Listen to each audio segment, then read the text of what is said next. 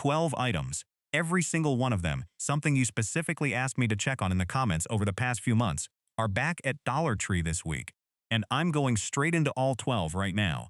Fast, no long intro, because I know a lot of you have been waiting on exactly this update, some of you for a lot longer than others, and after months of going back and forth on when the right moment to actually film this would be, this finally felt like the week to bring it all together. Before we start, I want you to guess, out of these 12, which one do you think took the longest to actually come back? Drop your guess in the comments right now, before you hear any of the others, because the answer is coming at number 11, and I promise it's not the one you're expecting, and, honestly, the story behind how long it took genuinely surprised even me, since I genuinely didn't think I'd still be checking for it after this many months had gone by. Let's get into it, starting with the very first request that ever came in for this list, the one that quietly kicked off this whole running list habit in the first place. I've been keeping an actual running list on my phone for months now, adding to it every single time a specific request came through, and checking back against it on every single store visit since. Sometimes finding a match right away, sometimes going weeks or months without any luck at all. That list has grown a lot longer than just these 12. By the way, sitting somewhere north of 40 separate requests at this point, some checked off within days, others still sitting there unresolved. After months of me coming back with nothing, a handful I genuinely wonder if I'll ever be able to check off at all, given how specific or unusual they are. What you're about to see is genuinely the result of that ongoing effort, not a list I put together in one afternoon, and honestly, watching 12 of those get checked off in a single trip after months of steady, unglamorous checking felt like a genuine milestone rather than just another update. 1. A large print recipe apron with oversized pockets built in, big enough to hold reading glasses, a phone, or a folded recipe card right at your waist while you cook. $2. While a comparable apron with this kind of pocket setup at a kitchen store runs $12 to $18. A gap wide enough that grabbing two, one to keep clean for guests and one for everyday cooking, still costs less than a single version elsewhere. This was one of the first requests I ever got on this channel. Someone specifically frustrated with constantly setting down and losing their glasses mid-recipip, only to find them again halfway through. Cooking, flour dusted and pushed to the back of the counter, describing it as a small daily annoyance that somehow still managed to be genuinely frustrating every single time it happened, no matter how many times she told herself she'd remember where she put them next time. The fabric is a bit thinner than a premium cooking apron, so it's worth washing on a gentle cycle rather than tossing it in with a full load of towels, a small habit that noticeably extends how long the pockets hold their shape over repeated washes. It's back, same price, same functional pockets, and honestly overdue. 2. A cordless extendable back scratcher with a comfortable oversized grip handle, telescoping out to reach spots a standard length one simply can't. $1.25 compared to $6 to $10 for a similar extendable version at a pharmacy. A small gap in dollar terms, but a real one when you consider how often something this simple actually gets used, tucked in a drawer and reached for more regularly than you'd expect. Small, a little funny to talk about on camera, but genuinely one of those requests that came up more than once. And for anyone dealing with limited shoulder mobility, the extra reach actually matters more than you'd expect from something this simple, solving a genuinely everyday frustration that most people never have to think twice about. The extended sections can feel a little wobbly at full length, so a slow, steady motion works better than a quick jab. 3. A non-slip cane wrist strap, an adjustable loop that attaches to the top of a cane and secures around your wrist, so the cane stays with you even if your grip loosens for a second. A simple design that solves a genuinely common problem most people don't think about until they've actually lived through it themselves. $1.25. While a comparable wrist strap at a medical supply store runs $5 to $8, and for a safety accessory this simple, that gap alone makes it worth grabbing a spare to keep on a second cane if you have one. This one came from someone who mentioned dropping their cane in a parking lot and not being able to bend down safely to grab it, standing there for several long minutes waiting for someone to walk by and help, describing the moment as genuinely more frightening than she expected something so small to feel in the middle of a busy lot with cars moving around her. My tip is to adjust the loop snug enough that it doesn't slide off your wrist during normal movement, but loose enough to slip off quickly if you ever need both hands free in a hurry. striking that balance being the whole difference between a strap that actually helps and one that just gets in the way. It's back, and it's a genuinely simple fix for a genuinely stressful moment. The kind of small accessory that matters most in exactly the situation nobody plans for in it for. A large print window weather station. A suction cup thermometer with oversized numbers you can read from across the room rather than squinting at a tiny outdoor gauge. $2 compared to $10 to $15 for a similar large display version at a hardware store. A gap that makes it easy to grab one for the kitchen window and a second for a bedroom window without thinking twice about the cost. Knowing the actual temperature before stepping outside matters more than people think, especially for deciding what to wear, whether ice is a real possibility or whether it's safer to just wait an hour before heading out at all, particularly on those mornings where the sky looks deceptively bright and clear, but the actual temperature outside tells a very different story. The suction cup can lose its grip on an especially cold or humid morning, so it's worth pressing it back into place occasionally, rather than assuming it'll hold forever on its own. A quick 5-second check that saves you from an unpleasant surprise the one morning it actually matters most. Quick pause. 4 requests down, 8 to go. The apron, the back scratcher, the cane wrist strap, and the window thermometer. If you've been waiting on any of these, drop a comment letting me know which one, because seeing that confirms exactly which requests are actually landing. I read through every single comment on these videos, and knowing which specific items people are actually excited to see versus which ones I just assumed were popular genuinely changes what I prioritize checking for on my next few store visits. So this isn't just a formality, it actually shapes the list going forward, and more than once a comment has bumped an item up my list faster than I would have gotten to it on my own Anapan 5. A cordless heated car seat cushion, plugging into a car's power outlet to provide gentle warmth on cold mornings without needing to wait for the whole car to heat up. $3. While a comparable heated car cushion at an auto parts store runs $20 to $35, a gap wide enough that it's genuinely one of the better value items on this whole list. Someone specifically asked about this heading into fall. Tired of sitting on a freezing seat for the first 10 minutes of every cold morning drive, gripping a cold steering wheel while waiting for the car's own heat to finally kick in, mentioning that by the time the car actually warmed up, she was usually already halfway to wherever she was driving anyway. It only warms while the car is actually running, since it draws power straight from the outlet, so it won't hold heat once you turn the engine off. Worth remembering if you're planning to park and run into a store for a while before driving again. Item 6. Zipper pull extenders. Small loops that clip onto an existing zipper tab, giving you a bigger, easier grip for jackets, bags, or boots with small, stiff zippers. $1.25 for a set, compared to $5 to $8 for a similar set at a specialty store. A modest gap, but a genuine one for something this small and specific, especially since one set is usually enough to cover an entire closet's worth of jackets, boots, and bags without needing to buy a second set anytime soon. This is one of those requests that's easy to overlook until you're the one struggling with a tiny zipper tab in cold weather with stiff fingers, fumbling at a car door in the parking lot with groceries in one hand. The kind of small frustration that barely registers in the moment, but genuinely adds up over an entire winter of repeated mornings like that. They clip on in seconds without any tools, though it's worth double-checking the clip is fully closed before relying on it in a hurry. Item 7. A large print pre-threaded sewing kit, with needles already threaded and secured, plus oversized print instructions for basic repairs. No threading a needle required. $2, while a comparable pre-threaded kit at a craft store runs $8 to $12. A solid gap for a genuinely practical little kit that also comes with enough thread and needles to last through several repairs before needing a replacement. Someone requested this specifically after mentioning they'd given up on a loose hem for weeks, simply because threading a needle had become too frustrating to bother with, the pants sitting folded over a chair the entire time rather than actually getting fixed, since the task itself felt like more trouble than it was worth. Threading a needle is a genuinely fine motor task that gets harder for a lot of people over time, and having it already done removes that barrier completely, turning a 5-minute frustration into something you can actually finish in under a minute. Item 8. Grip-friendly cabinet handle covers. Soft, textured sleeves that slip over existing hard cabinet and drawer pulls, making them easier and softer to grip.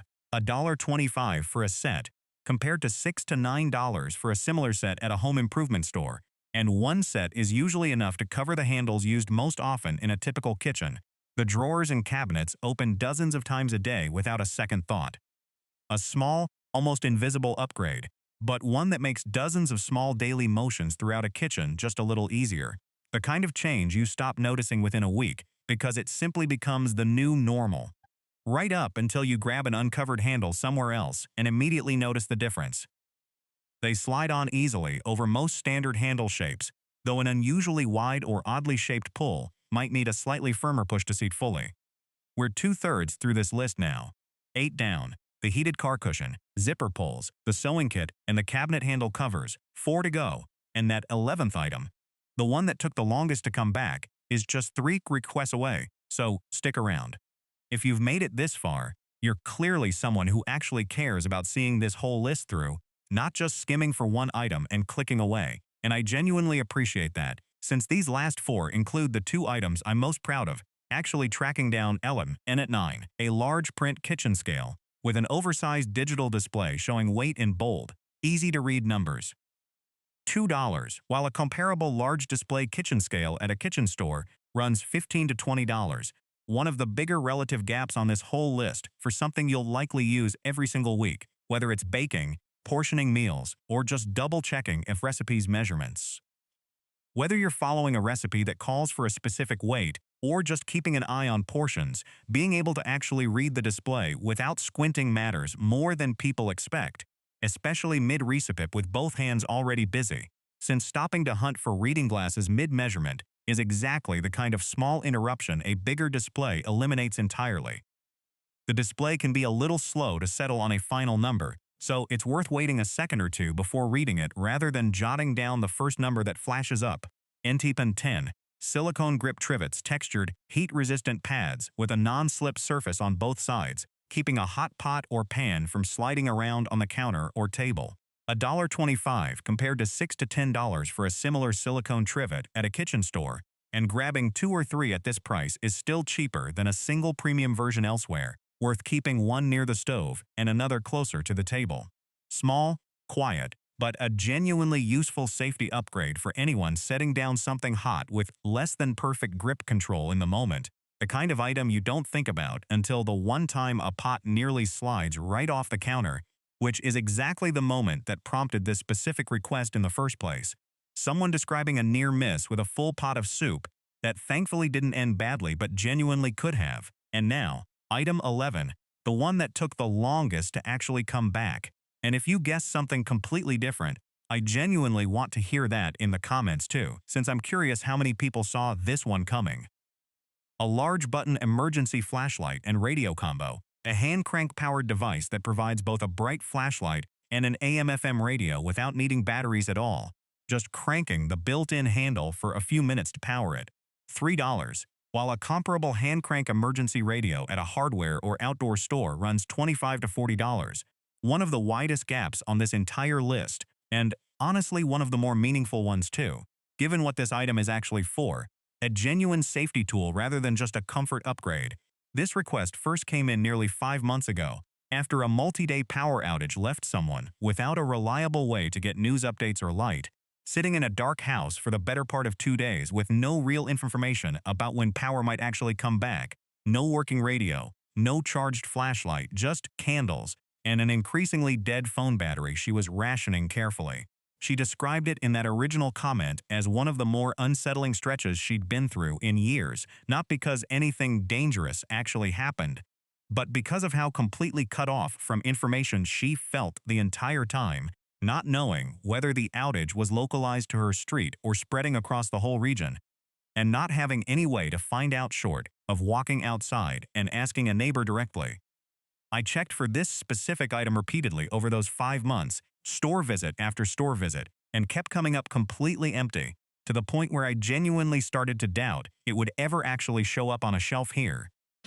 I actually mentioned it briefly in 2 other videos along the way, half expecting to eventually tell you it just wasn't going to happen at this price point, quietly preparing myself to eventually cross it off the list as a request I simply couldn't deliver on.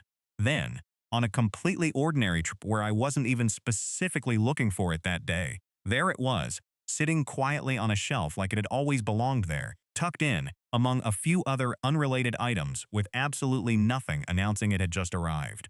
I'll admit I actually said something out loud in the aisle when I spotted it. A genuine unscripted reaction, since 5 months of consistently checking and coming up empty makes finding something like this land differently than a normal restock. It finally did come back, and having both light and radio access in a single battery-free device is exactly the kind of genuine emergency preparedness item that's worth having on hand well before you actually need it, sitting in a drawer ready to go, rather than scrambling to find something usable in the middle of the next outage when it's already too late to plan ahead. I do want to be honest about one limitation.